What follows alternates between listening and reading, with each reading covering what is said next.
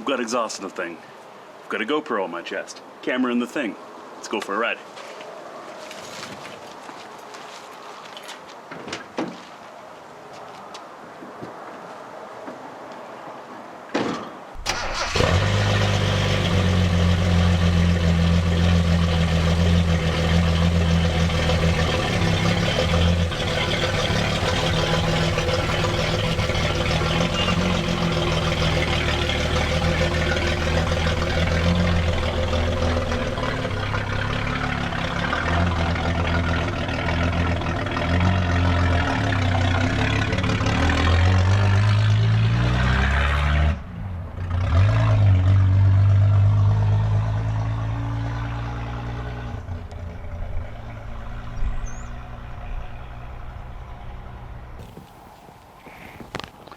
Episode 4.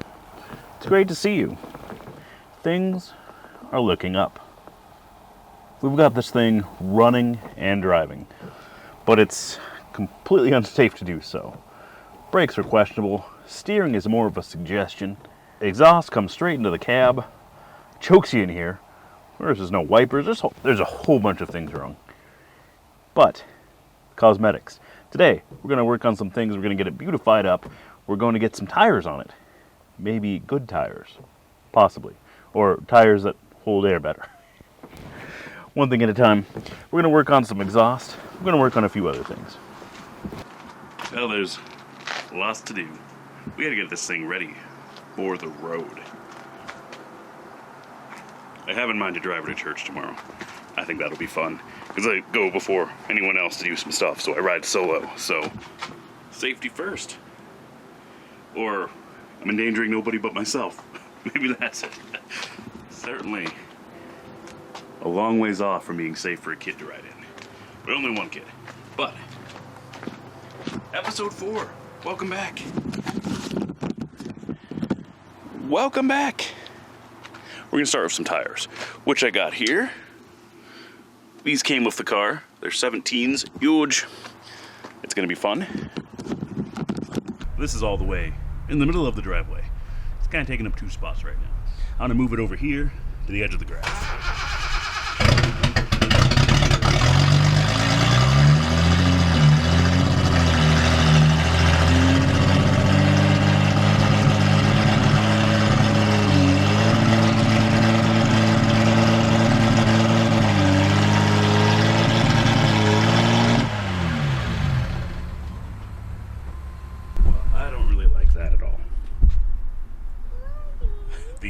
Starting and running up to $3,000. So with these, when you have an uncontrolled idle, whoops, like my truck, you can see there I've got a bit of a hole in that. What is this for?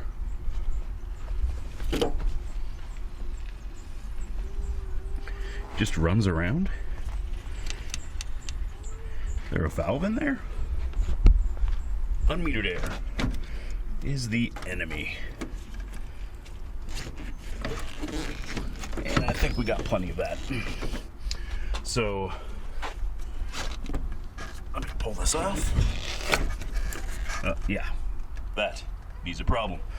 So, there's also an adjustment right here that we can look at, and we will. Got these wires here, I'm not sure what that goes to. Interesting. And we need to go through and check all of our vacuum lines to look into that and see if we're losing vacuum somewhere.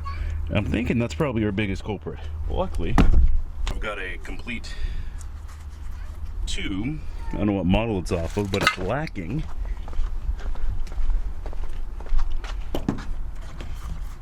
this piece right here. I can just block that off. I'm not sure what that's there for. No Jimmy rigging or half-asseding.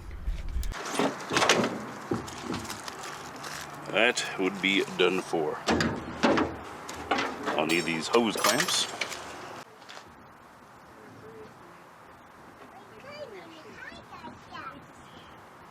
Bigger bolt, real hose clamp.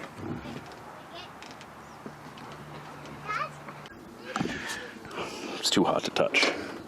Alright, brakes are going to be another concern. I filled this completely up. before.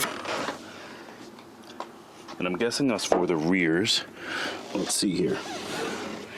Portioning valve. We'll have to look at that more in depth.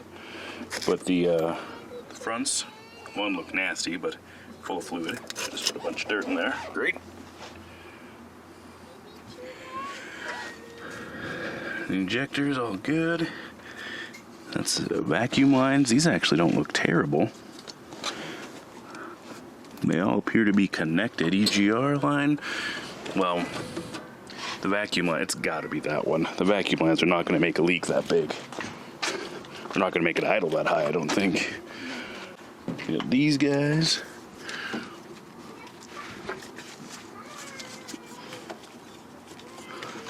Okay, vacuum advance on the distributor is connected. That comes around here. All right. Start her back up, see what happens.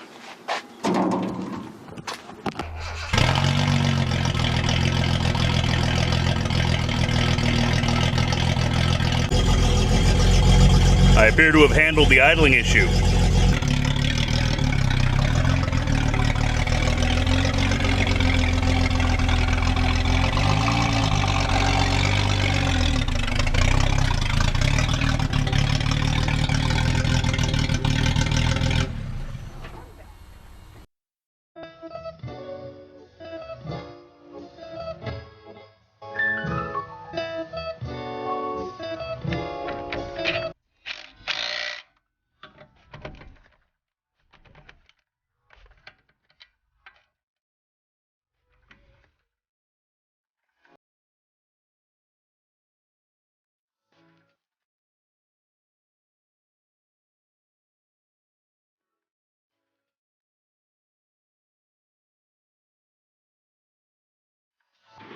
There have been some challenges. The rim rubs right there. So we need just barely enough that I didn't notice when putting it on, because before I tightened up the lug nuts, the wheel rotated good. So we got these, and these are good ones. Oh, we got itchy bonds. But, oh man. Well, there's a few problems here, actually. Damn it. Okay. Shoot. Shoot, shoot, shoot. I guess we're going to sit on the best of the stock tires, or the stock size for now. I'm going to leave those ones on the back, though. Shoot. Oh, we're going to need new struts. Look at that. Tubes broke. Not long for this world. Darn it. Challenges indeed. The Feebay challenges. Now this says, I bought this off of eBay, and it said it would fit the hub of a 280. You know, buyer beware. I did not check. 66.1 inner hub. This is a 73.1 inch hub, so it will not fit over that lip. So I've got these spacers, but eBay has let me down. They say these are a direct fit for the 280Z, but they are not. This is a trick that I've actually just learned, because with a hole like this, short of a machine shop, there's not really a good way to get a perfect hole here, because this needs to go over the hub. So, weapon of choice, ancient Vegeta.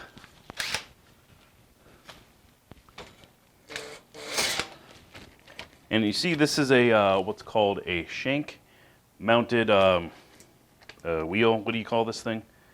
Flap discs. It's a flap wheel. Max 20,000. Not too worried about it. There we go.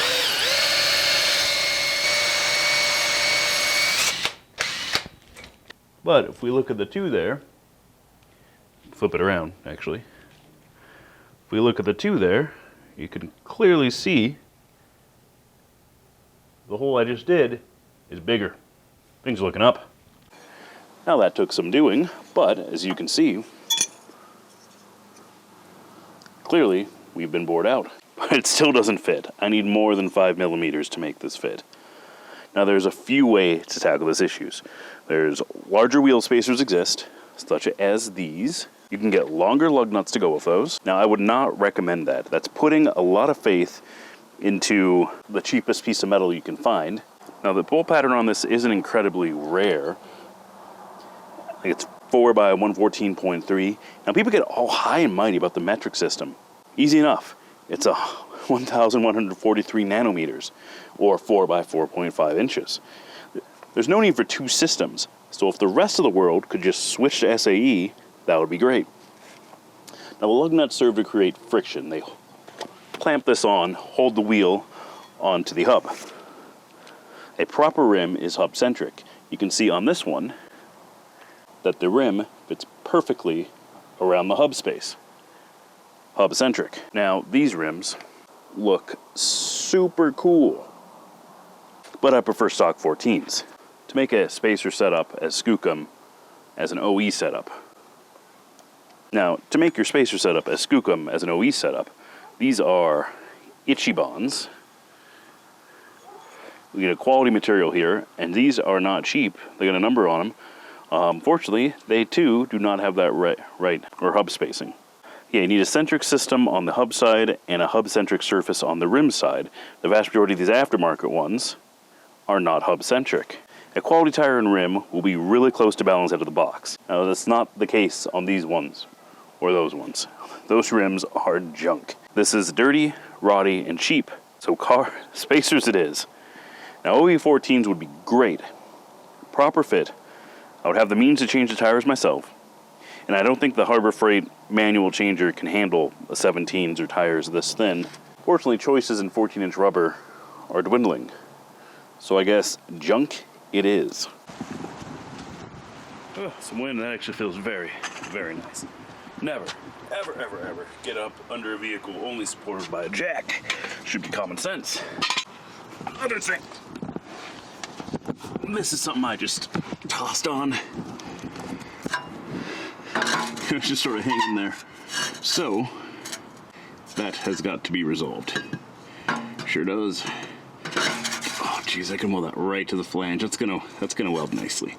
So, big issue being, if I look right up there, there's a hole into the cab.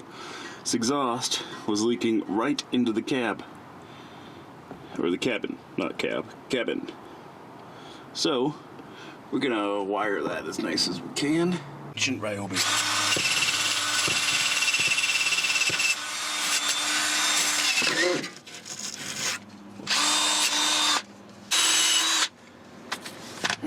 Yeah, it's not too bad. Look at how well that cleans up.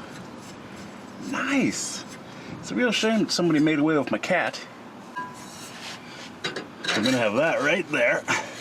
And if I look the other way, you guys' reference, buying tailpipes at the parts store is not the way to go. Not the cheap way to go. It's not even good pipe for this. Let's see here. We're hitting the diff, but we're close to where we need to be. So what's this, just trim a few inches?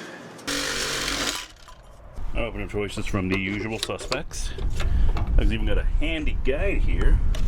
Let's see, what was I welding last? I don't remember. So, what was that, 18 or 16? And we're running 30.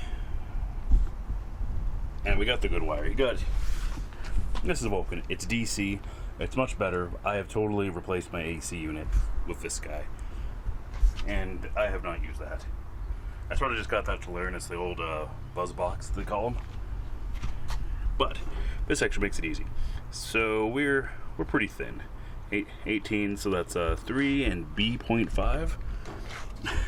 Okay, 3 and B.5. Gotcha.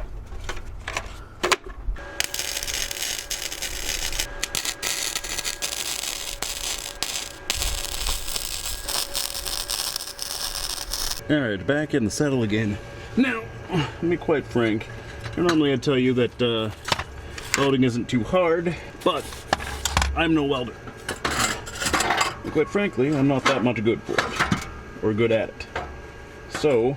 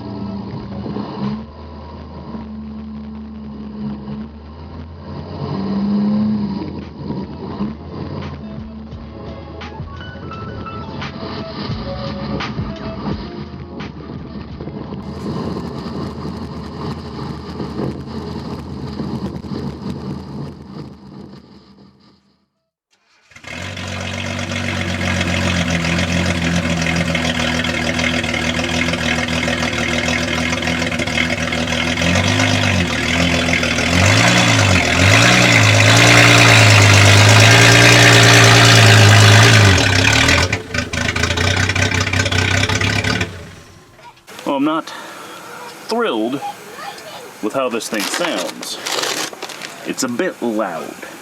So,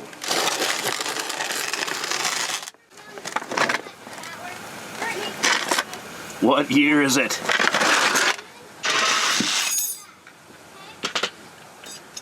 Yep, that's probably the spot.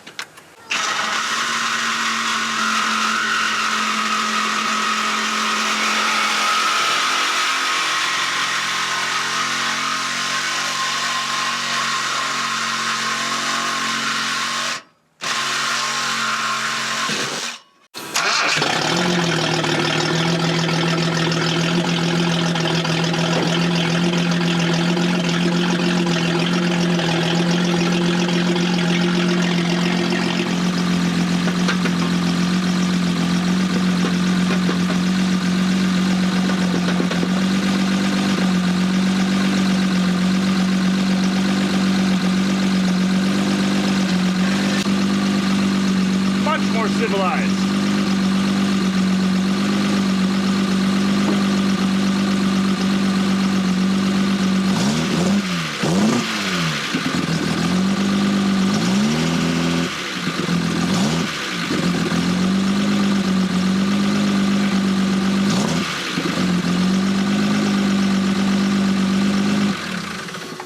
Wow. That is nice. So, I mean, shoot, it fits right over the existing pipe. This was the right way to do it all along. What was I thinking? Dicking around with this open exhaust. It even idles better. Even idles better. Shoot, I like it. Let me just tack this on real quick.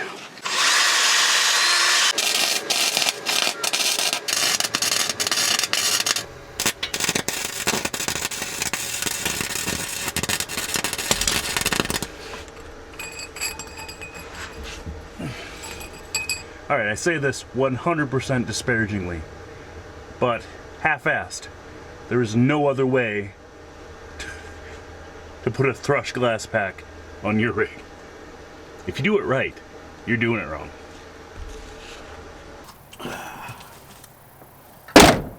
This thing has been driven far too nicely for a Z car. We're about to handle that. We got some tires on, we got an air filter in it, and we got the right muffler.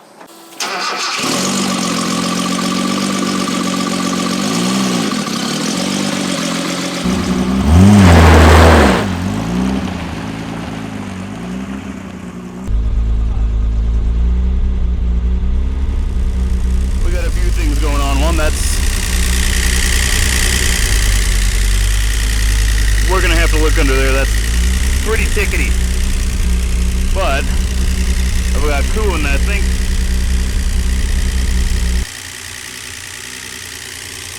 Oh, could I be so lucky? Looks like it's coming right out of the hose. Well, that hose needs to be replaced for sure. Let's tighten that up and see what happens. Oh, that hose isn't even tight at all. Look at that. Crazy. Well, it still needs a new hose. We will get to that. Let's do some time real quick. You can see she's smoking pretty good, but loosen up the screw. This is how we time by ear. Trying to lose any fingers. Let's see.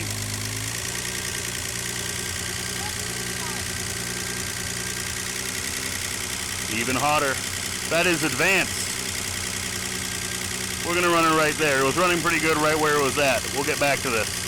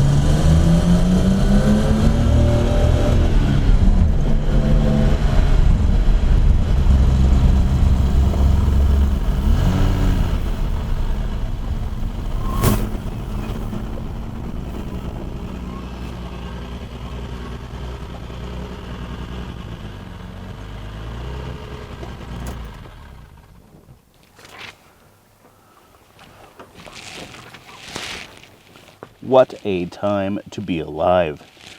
This thing is dirty, rusty, unregistered, uninsured, unreliable, and probably very unsafe.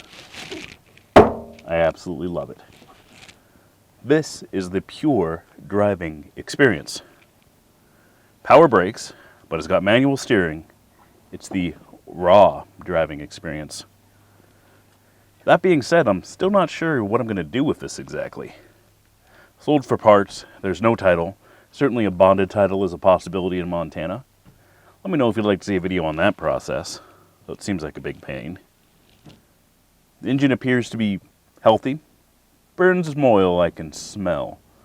But also it's been driven hard recently. It'll get settled in, hopefully. Being a later 280, it's not the desirable early versions, but it could be sold to somebody. It's probably worth something. I don't know how much. Or this drivetrain could find its way into something cool. I've seen a whole bunch of small block Chevy swapped into Z cars, but I don't think I've ever seen an L28 or 24, 26, any of these L-Series engines swapped into something else cool. Now there is still more to be done. I promised you guys top speed, autocross, maybe rallycross. That's still happening. You know what to do.